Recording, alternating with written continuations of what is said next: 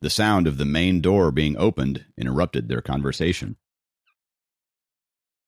Sophie is back with her uncle. Why don't you go talk to them and I'll take it from here? Helen said softly to Jacob and gave him one of her endearing smiles. Jacob returned her smile and said, "Sure thing." He walked out of the kitchen and entered the living room, where he saw Sophie in her light blue school uniform sitting and giggling away with a bulky man with bushy eyebrows and big round eyes. "Hello, sir," Jacob greeted Sophie's uncle politely. The man did not bother replying to Jacob, but instead he scrunched up his nose in disgust. Sophie didn't try to smooth things out either. She threw her backpack onto the sofa, ran to the kitchen, and started talking to her mom. Jacob felt like he hit a snag with Sophie's uncle within seconds of meeting him. He felt bummed out and found himself a bit annoyed at the man he had greeted so kindly. He sat on the sofa and tried to withhold his feelings by reading the study material he had been looking at since morning for Sophie.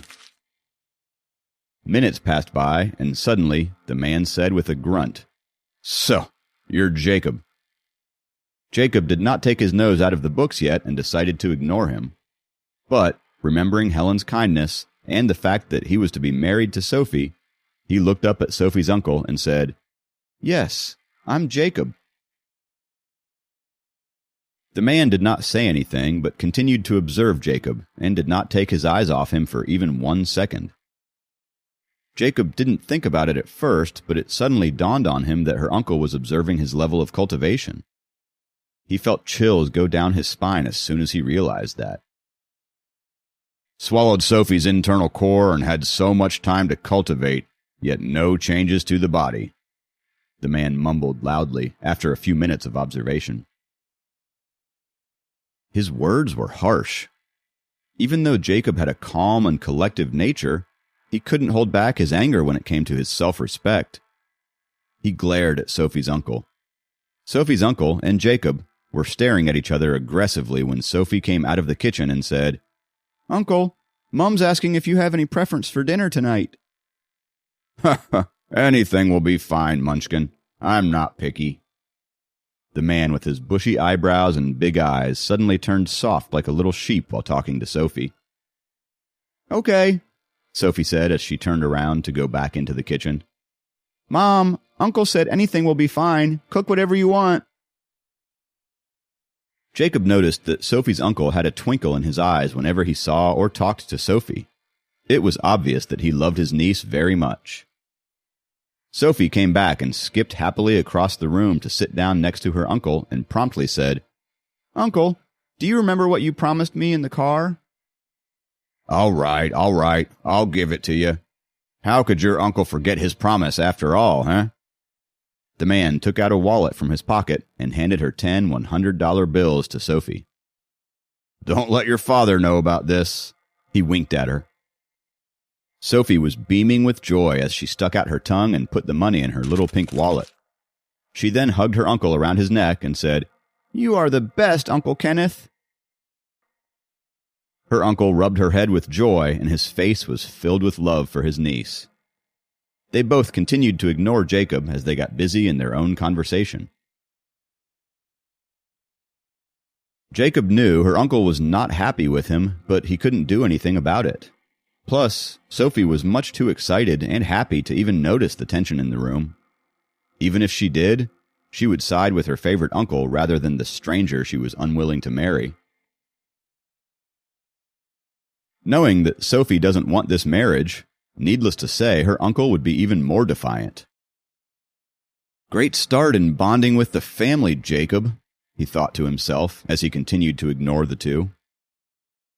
He picked up the study material once again and pretended to read them as he brooded in anger. Helen broke the tension by calling them in the dining room for food. "Sophie, are you bothering your uncle again?"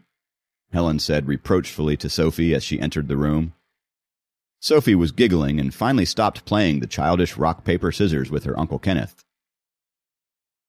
"Come on now, you three. Dinner's ready," said Helen, and promptly left for the dining room. Jacob reluctantly walked to the dinner table. He felt angry and awkward dining with Sophie's uncle, but he couldn't say no to Helen. Plus, it would be rude to excuse himself now. He sat down and kept a straight face, disguising his anger. All four of them sat down to dine, and while Sophie sat across from Jacob, her Uncle Kenneth and Helen sat beside him. This is Sophie's uncle, Kenneth. You can call him third uncle just like Sophie does. Like Elder Liam, he is one of the elders of the North Atlantic. Sophie can explain the details to you later on. Helen introduced the man to Jacob after she sat down. Jacob nodded curtly at Uncle Kenith after Helen's introduction.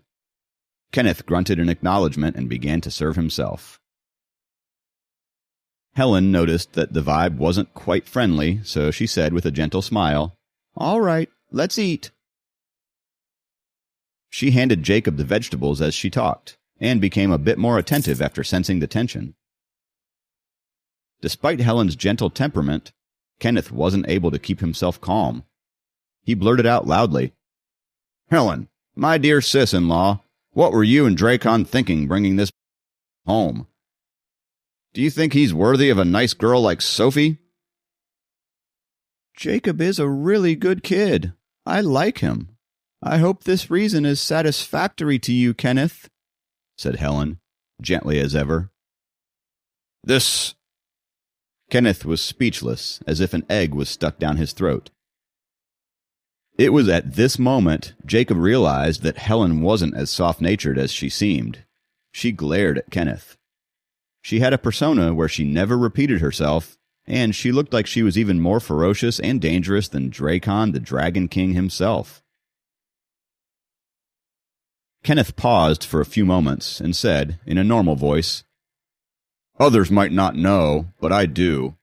If he returns the internal core to Sophie, she will not suffer any harm." "But Jacob will suffer great harm," Helen replied sharply. "He's just an ordinary human, a mere mortal. Why should we care?" said Kenneth. "Enough!" Helen was angry. "Your brother isn't here, and you're arguing with me this way? This decision was agreed upon by the Elders' Council. Say no more." The fight over Jacob had put him in an awkward position. However, he felt his anger melting away now that Helen was defending him. "But—" Kenneth was not convinced. He wanted to keep on arguing. "About Sophie's problem, we have our own judgments on what happened. She has to be responsible for what she did. I know you love Sophie, but don't spoil her. You have to stop cleaning up after her each time she causes trouble." Helen's words were firm, and Kenneth finally stopped arguing. However, his face was still filled with disdain. Sophie's face kept turning red and pale back and forth, yet she remained silent as she didn't dare to speak up. "It's time for you to keep your temper under control. You're so violent. I would like to see how you are going to get through this year's tribulation with your habit of snapping at everyone around you," said Helen. Her tone was softer now. After a few minutes of pondering, Kenneth said softly, "I still disagree with the decision of Sophie marrying a mortal." Helen let out a long sigh. She didn't want to argue any more. "All right. We heard you, Kenneth." She looked at Jacob kindly and said, "Let's eat." Please subscribe to the Pocket FM YouTube channel and press the bell icon for instant notification. Check out our channel for more such exciting shows.